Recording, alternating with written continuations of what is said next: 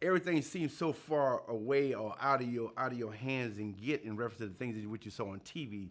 So the only thing you could see was what was happening in your environment, whether it was gambling, playing cards, whether it was working in the field, or whether it was doing little yards or selling bottles. You know what I'm saying? When you was young, going to hunt little soda bottles, so I can say I'm like, yeah, remember like it was yesterday. He get a nickel a piece for him, man, and we would do that, sell bottles, and then we came to the time where we watched other people, selling dope. And I was just fascinated by that. I was fascinated by the cars. I was fascinated by what people had on. I was fascinated by the money. And I always wondered, man, where did they get it from? But later on in life, I learned that they were gambling, that they were hustlers. And that lifestyle, man, was like, whoa, that's kind of cool. They had what you desire, which is a nice car, house, clothes, and the people that were selling dope were hustling. So that was our, I can't say heroes, but that's what we look forward to, so we can have some of those same things. So we started hustling too. Well, I started back in around about 83. It was a guy used to come in my mom's little juke joint, and his father used to sell weed. We didn't know it, but he was stealing the little bags of weed from his father. And he would bring them over to me, and he said, man, give me some wine. He wants some Thunderbird. And I gave him a bottle of Thunderbird. He would give me like 4 or 5 bags of weed. And I gave him to somebody, they went out there and sold them. So I said, oh. And he come back to me another time and did the same thing. So that's when I first encounter with.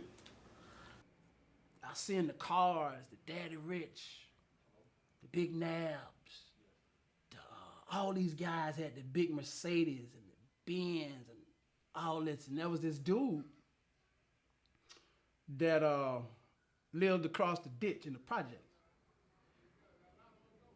And they talked about him a lot. They used to call him Clark, Robert Clark. His name was ringing bells.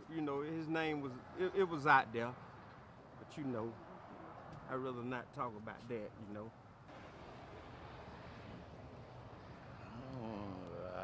I can't criminate my boss, man. I can't criminate my boss.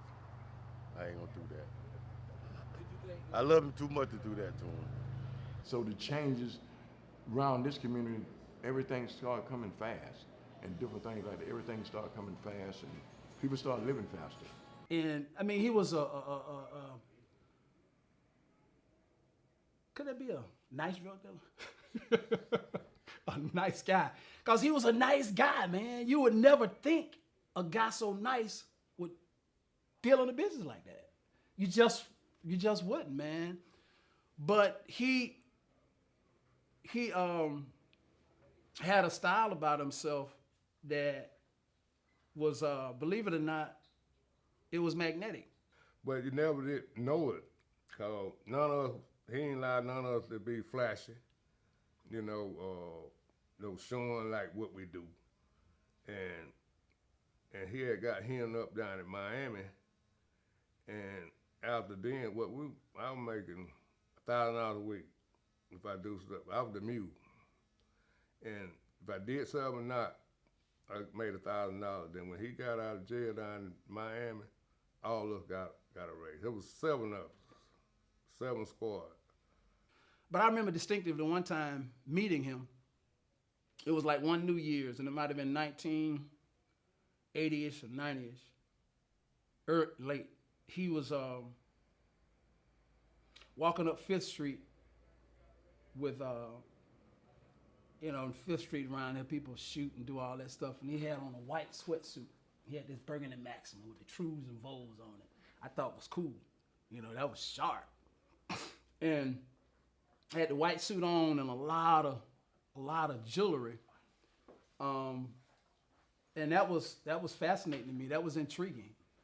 And, that's what drew me into that lifestyle. Well, I didn't really get with him until after I left Belle Glade and went to college at FAMU. And when I was at FAMU, and one thing, like I said, in Belle Glade, either you hustle, And so when I went to college, first thing I did, I bought a pound of marijuana. I have a little money I saved up, so I bought a pound of marijuana, and my parents didn't have no money, so I know I wouldn't get no money from my parents. So I bought a pound of marijuana and took it straight to Tallahassee with me, And I started off like that. So I always knew that the best stuff, the best drugs were down south. So this is where I came, and tried to re-up, and that's when I ran into Robert. I ran into Robert. I didn't know him at that time, but I found out that he was one of the ones that had the connections, and so I was always a marijuana person, Shit, everybody smoke marijuana. I'm hooked on that shit now. Just like Funnest, I'm hooked on it. And that's how we met. So maybe once a month, maybe once every 2 weeks, I would come down and he would meet me and I would meet him, and we would just exchange, and then we would just head back to where I was going. One thing in reference to Belle Glade, there was enough drug dealers right here to sell to people, so mainly everybody else came out. We was dispersed over the state, upstate, all the way up on the East Coast, And over the years, Harry didn't want us to do nothing, just what we supposed to do. And he always wanted to be the contact man. He didn't cuss or nothing like that. I stepped to him, hey man, we need you. We need you. Let some of us deliver this. No, people be going in for stuff. Man, you got too many soldiers on your team talking about somebody going in somebody's stuff. He always liked to be the contact man. And all of us had our different things, what we do. And all of us made the same money. He ain't allowed us to do no more hustling. He did it all. Man, I thought I was gonna be making $2,000 or $3,000 a day, every day of my life. I thought this shit wasn't gonna never end. But all good things come to an end sometime.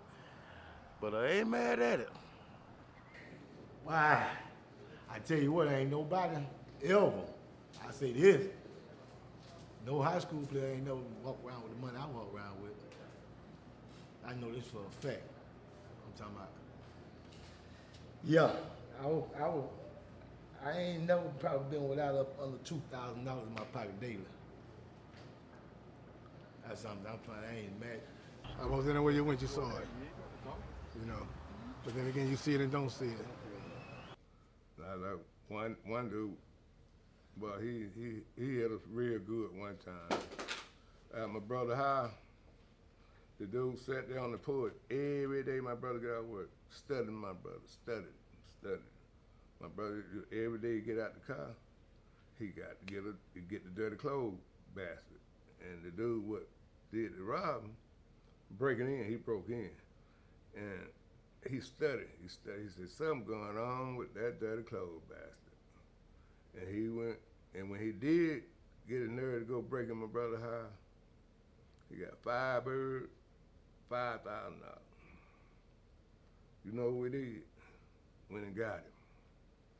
And I got a kidnap charge and a attempted murder charge on that charge right there. And the dude had bought a gun.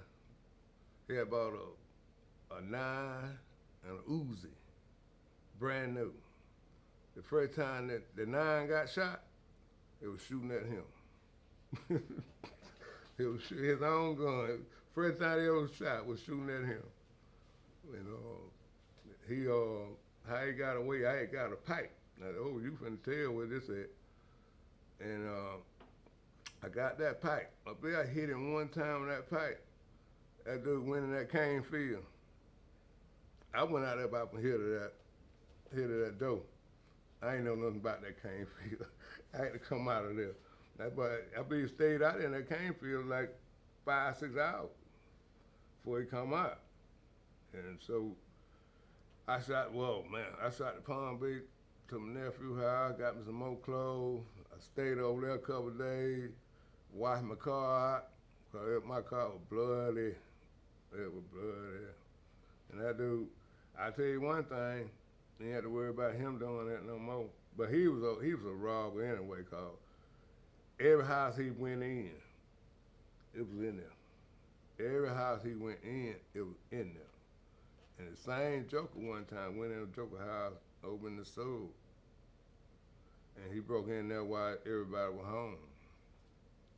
And when he went in there, he grabbed the little baby, put the pistol in the baby's mouth, told the dude, go get it. You know where he went? You know what he did? Went and got it. And it worked all the time. When you grab that baby, put that pistol in that baby's mouth, they're gonna go get it. And have him down there, one of our buddies, it was Robert buddy, that we used to go to Miami and deal with the Cubans. But this dude, he was had to start smoking and messing up all his money. He went down there and robbed the guy. Took the little boy, had a little boy, put that pistol in his butt, head, I believe he got about 15 pounds from that guy. So now, we done ran out. We got to go get us some more. We got to go back down there. And we parked the car down the road, walked back up there to him just in case it was gonna be some mess. And, you know, Robert always tried to talk a little Spanish too, you know what I'm saying? He was talking, he said, who's that guy? Yeah, they didn't know he on drugs and stuff like that. So we talked with him a little while, and, you know, got our little business right back together with him. But I ain't seen that guy no more. Like, it's a lot of slimy jokers out here now, and still was a lot of them out here then. You know, laugh in your face and cross you later on. And that's how most of that happened with Harry. Then Harry still, you know, he'll cut them off. You know, they can't. Anybody, you ain't got to rob Harry. You can rob anybody, and Harry find out, you cut off for life. You know, he ain't deal with you no more because he didn't. None of us, we ain't like slimy. We ain't like people do the game dirty. You're gonna do it right. And there was a lot of guys, a lot of big time guys, you know, they was just as dirty. And, you know, like, a bunch of guys had plenty of money, flashing, show they got the money, but they were slimy too. See, a lot of drug dealers ain't have no heart. You know, I'm just telling you the truth.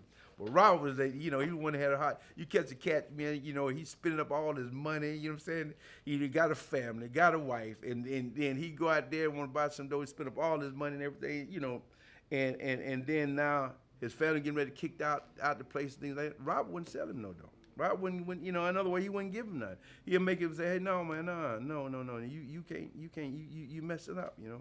If a dude robbed Robert for $15, that's the biggest mistake he ever did. You know, everybody do what they want to do, but you got to have some type of responsibility. And Robert was one of the ones that really, you know, in other words, you're doing things for necessity. You're doing things that this is a way of making money, but yet still you have to have a heart in the matter when you see somebody going overboard about to lose everything they got. And Robert would never be the one to cause a person to lose everything they got. That's one thing. That was a special thing about him, man. He never would do that, you know. And you know, and me and him became good friends, man. And over the years, man, it was just a, you know, a good working relationship, you know. Working relationship, what he said, he meant. And, you know, if he said something, you know, this is what you can guarantee, you can count on. You can count on, you know.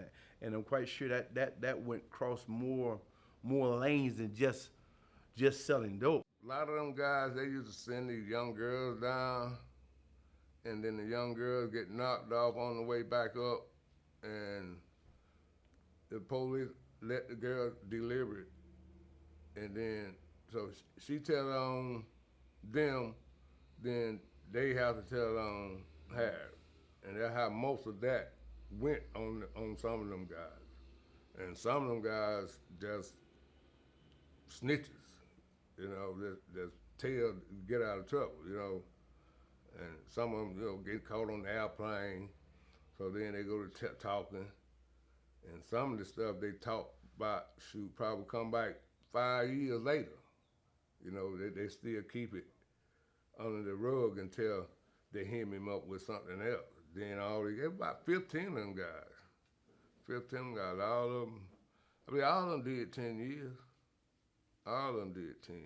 And that, and Robert didn't get caught with nothing. Nothing suspicious. With 2 life sentences, you know, for suspicious. Nigga never get caught with nothing. Just guys talking, running their mouth. And a lot of them still around. Still around. No, I heard that they had some indictment, and I went to Miami, found me a lawyer, and he called, and they said it was waiting in Tallahassee. And I know I have never been in Tallahassee and committed no crime, never been up there. And me and him, I rolled up there with some guys. He flew up there, and we had an appointment to meet with the prosecutor. I think it was on a Friday. And when I walked in inside, the prosecutor said, "Mr. Clark, I'm such and such, and these are some of the agents. And this is what we want. We want you to work for us. We give you one of our agent cards. When we call, you jump. If you don't work for us, I'll make this a life sentence, and the judge can't change it. And if you admit that to anybody, really now that we said it, he said, just like you walked in here, you can walk right back out the door if you work for us." And me and the lawyer went in the room. I said, "Man, these people ain't got nothing on me. They never had a surveillance on me, investigation, or nothing." So I said no. They locked me up, kept wanting me to offer me the same deal to work for them. I wouldn't go for it. So that's when they went to find people in jail to come testify against me. They brought people I ain't never even seen. Robert came and told, well, you know, I talked to him. He said that a lot of the fellas up in Tallahassee, they got busted, right? And you know, he didn't know exactly what to do at the time, but you know, he felt like he did the right thing by going up there, and that's when, you know, he got locked up, you know, and that was a sad thing, man, you know, because, you know, for somebody to get locked up without even getting caught for anything and things of that nature, just going trying to cooperate, it was just a sad thing. But needless to say, that was one of the things that you know happened in our relationship after 20 years. And that happened, and so he went there, and at the same time, right around the same time, I went to the church. So in other words, February 26, 1996, right, I stopped, and then that particular time, I found out that God was real. You know, it was one of those things where I was trying to mess with a lady, and she said, "Let me pray for you," and after she prayed, I was never the same since. And so from that particular point, he was there, and I think that when I talked to him again, he said once he got in jail, he heard God's audible voice to himself, you know, while he was there. Well, you know, the legacy that Rob built, helping this people, helping that person, everything changed. It was a big void. It was a big void, and I would say some of the love on the street it had disappeared. Where people were caring about each other and different stuff. Everybody was actually caring about their own self and not helping each other as it was back when Rob was out. Like I say, when he was in prison, like I say, we communicated by email every week. Like I say, just give him spirit and like, man, look here, it's gonna be okay, and we here for you. I was doing fundraisers while he was in, to making sure that he need everything he can get while he's there, locked up, and help support him like he supported me when I was coming up. Me and my family. Like I say, my son was born in '93, my junior year in college, and he took care of my son and my family, and just say, "Man, I'll take care of them while you finish school." So like I say, it hurted me because like I say, with me coming up in the projects and stuff, and in the property of Belle Glade, like I said, we don't have as much support as blacks.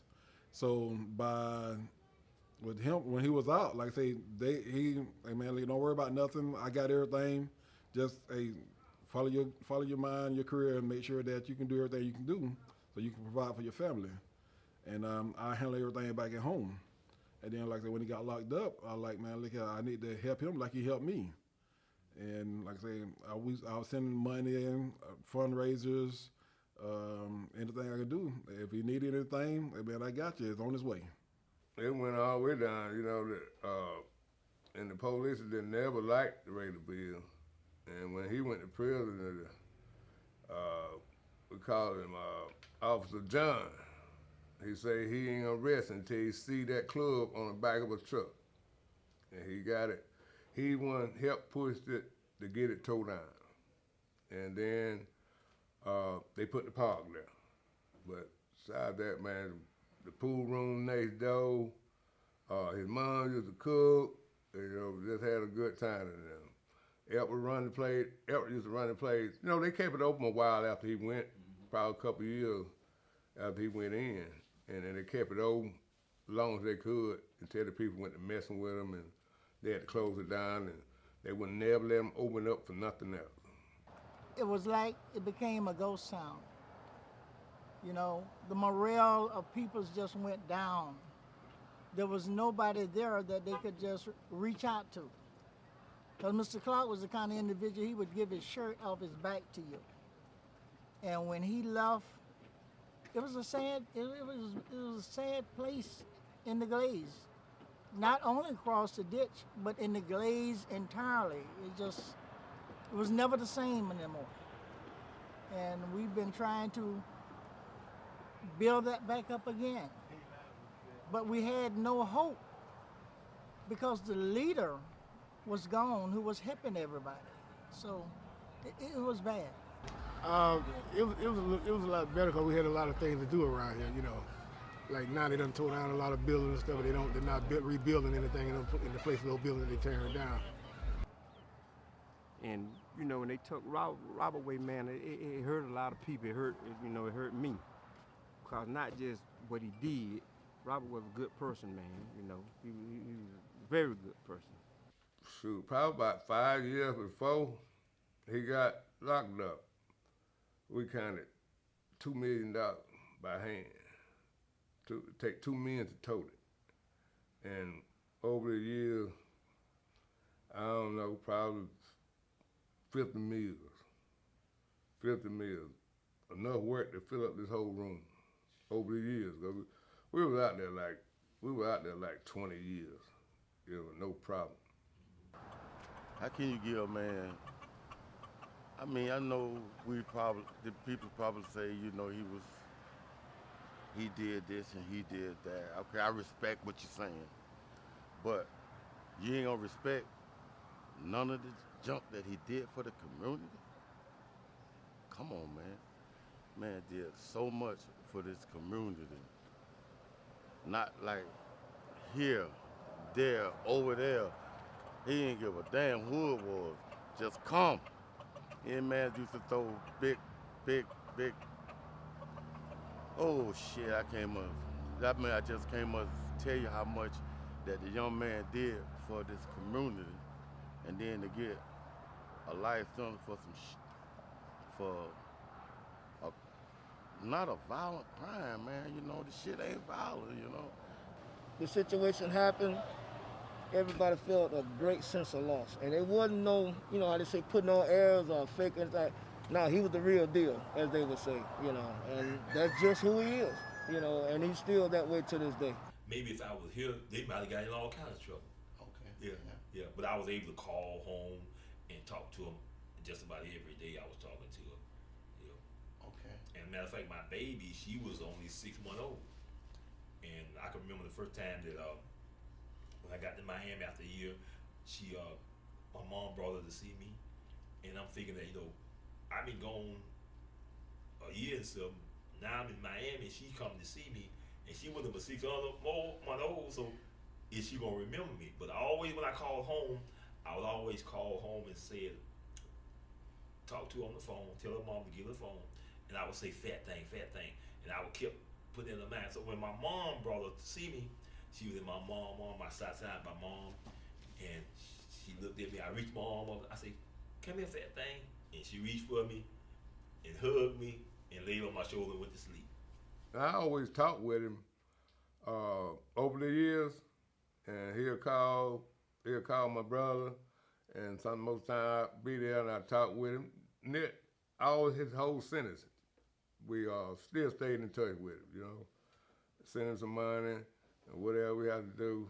And like Elp, we used to pick up, donation fund, send that to him on his birthdays and stuff like that. We kept him right best we could, you know, keep him comfortable. And a lot of people, when he was in there, the people in the streets, going back, you know, telling him this, telling him that, and I told him, I said, Harry, you can't worry about these people on this street. You got to worry about Harry now. And I believe he finally got it to in his head, you know, don't worry about these streets. You got to worry about trying to wiggle yourself out. And he got himself comfortable and got into the Lord and wiggled himself out of there. Stayed prayed up. The man did so much for this damn community. I think that was a harsh sentence for him. You know, that's straight up. I cried. You know what I mean? I cried, cause you know what I mean? That was like the whole support system snatching up under me, you know what I mean? Not you know, not financially, you know what I mean? It wasn't nothing like financially, it was just, you know, you gotta think about it, man, you know.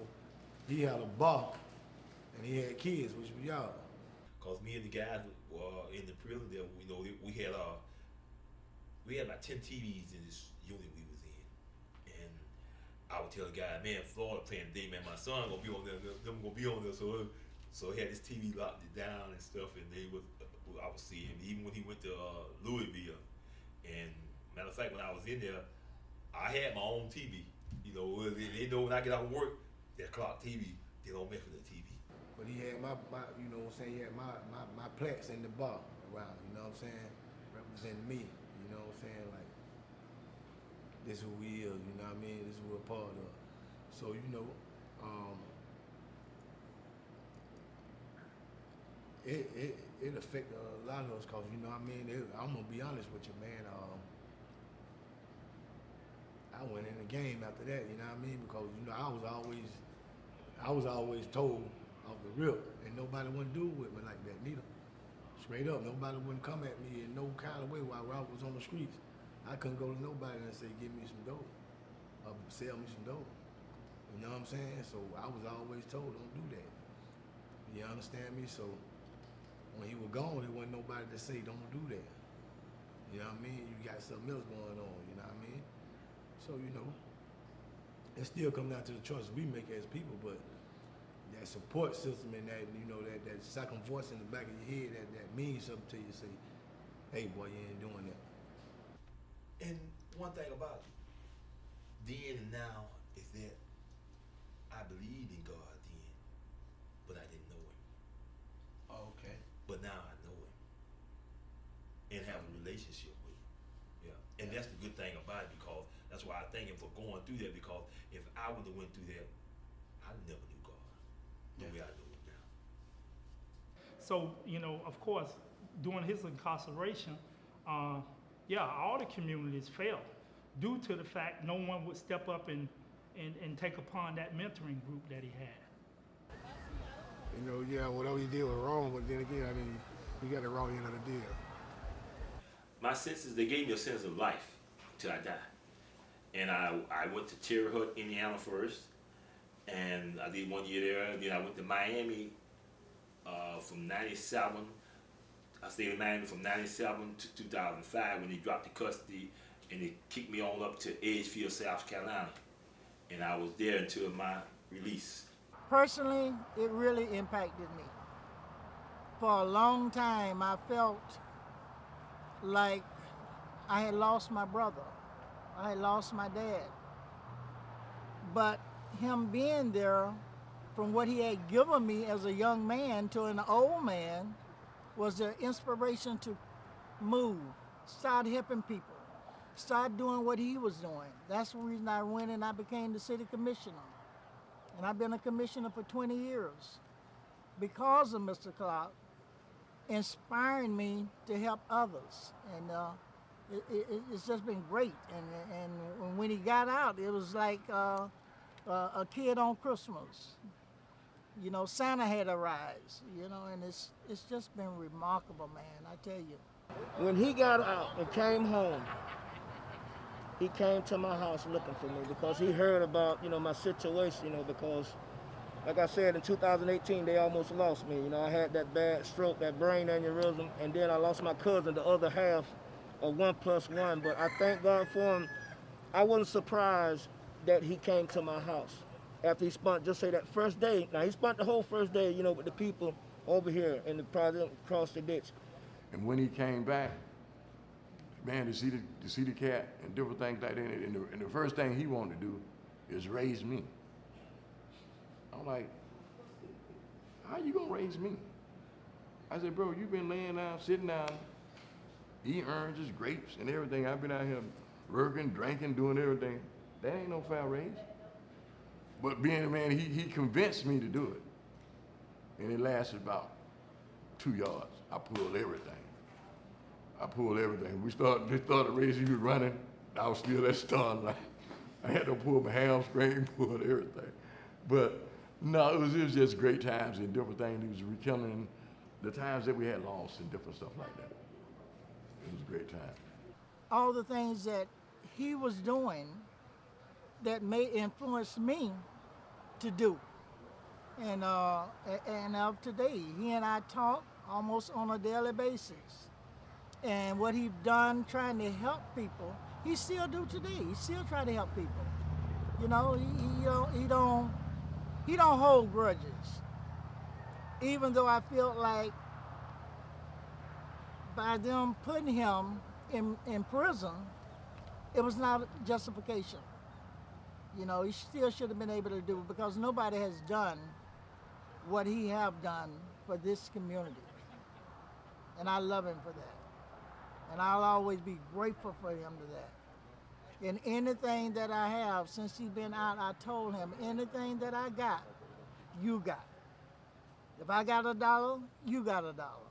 And that would be with me for as long as I live.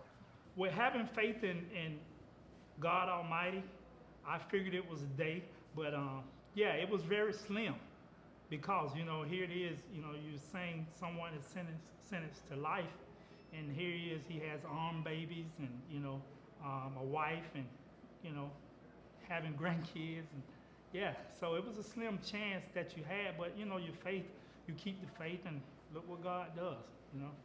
That's what I've learned. And so even to this day, I'm still preaching, got a church in Fort Lauderdale, Midtown Ministries, and working with Robert right now through Key Ministries to try to, you know, hopefully bring forth a recreational center here, bring forth some kind of teaching programs for the young men, because we don't want to see them do the same thing that we did, you know what I'm saying? So Key Ministries, y'all pray for us, Key Ministries, Midtown Ministry, and that's what we want to partner up with him and, you know, bring in funding, you know what I'm saying, so we can bring some educational programs, some vocational education, whatever the case may be, sports things, you know what I'm saying, so we can, you know, have a facility so these young men right here, because there's a lot of giftings right here, if they just had the opportunity.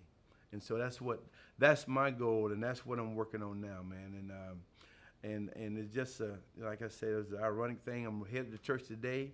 I called him on a whim, you know. And he said, "Hey, man, you know, this is what we're telling the story, man. Listen, this is almost like a dream, man. It makes me want to cry, because it's like a dream, because, you know, it ain't something that, you know, you don't know what you built for, you don't know what you're made for, and you go through life doing this and doing that and make a mistake.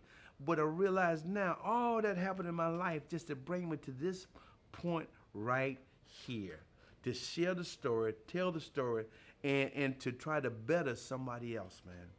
And that's it.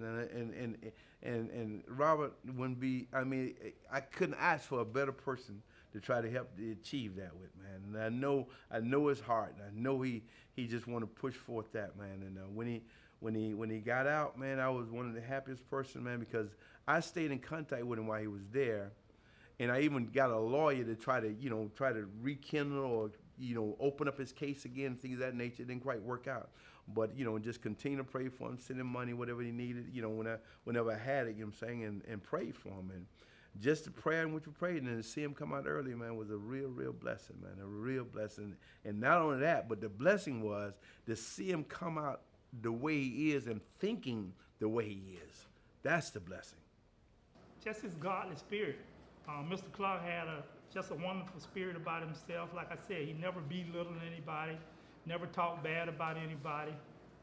He was always just words of encouragement and positivity, to people. And Okay, that's my guy, Robert.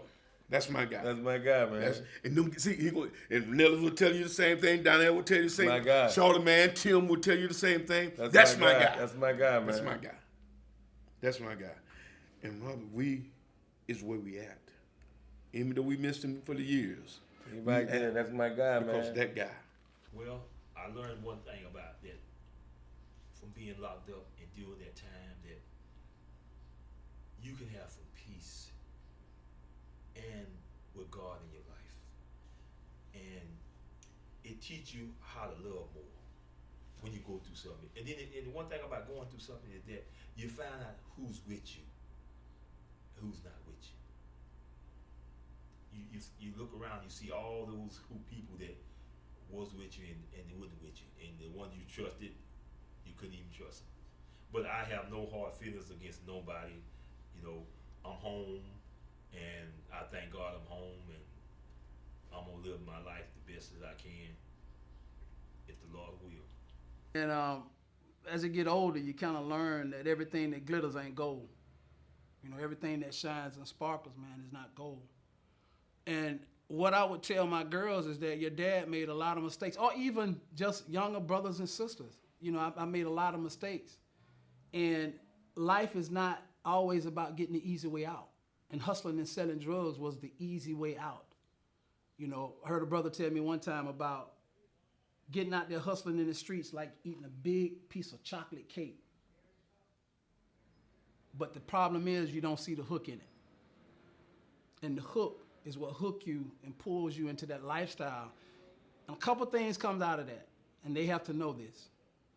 Prison or death. If I could change one thing, I probably would never sold no drugs, probably. It gave hope to the communities again that, someone could have these trials and tribulations and still come back, And it also gave me hope to share with my kids, my sons, that, hey, this was a guy that brought me to be to where I am in my life today. So for them to visually see him personally versus all the stories they've been told, then, it's great. Because we just seen a man that said he was never coming home. So coming home and you're doing the right thing and still trying to help. You know what I mean? That's the type of man he has always been. With him having been out, although the cities were moving, but I think now it gives the cities and the communities a sense of urgency to kind of, speed up the pace even faster, with him being out. So, because he has a lot of support. He has a lot of support. He has a lot of people in his corner to where it's, if he say, hey, let's do this, then, by all means, we'll try to make that happen. Well, what I'm trying to do is work with Mr. Clark as much as I possibly can. As a city commissioner, whatever avenues that we need to take to try to get this done, it should be done. And there should be something named in his honor. His name should be on something, a civic center, or a building, or something for the great work that he's done. And I just thank God for Mr. Clark, and may God bless him for the rest of his life. One of his goals and dreams, and so as it is for me as well, and his friends and family, I'm pretty sure, is that to see our communities with community centers, state-of-the-art community centers for its gymnasium in each communities, swimming pool in each communities, not just so much for the game of basketball or anything, but just to build those rapports and relationships back with the youth, boys and girls. So, with that being said, I want, those things to come to fruition from Mr. Clark. It ain't much change, but I think, it could be a great change if some people will come in and, do a few things and help out, because, it's all our community, and I want the best for it, because we all live there. A lot of people done moved out of the Glades, but we still got people there, and we got all these kids there, and to keep them safe because you know, a lot of them out there with them guns and stuff. We need to the violence. It ain't worth it, because when you go to killing somebody and then you get caught, you ain't thinking about the time you finna get. It's a lot of time, and you know, and then your mom there, she's crying, or somebody else's mom crying because of their kids. And I think it's better for us to just come together and work together and show much love. Like way back in the days, I could go to your house and eat, you could come to my house and eat, and we didn't kill each other. We was like brothers and sisters, even though we wasn't no kin. And all one big family. And I like to see things get a little bit better in that situation.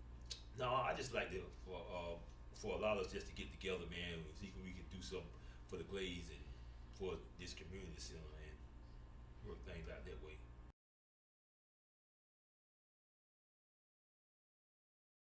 This is my book here, The Greatest Adventure of Pee Wee Leroy Robbie, Part 1. They can order it off Amazon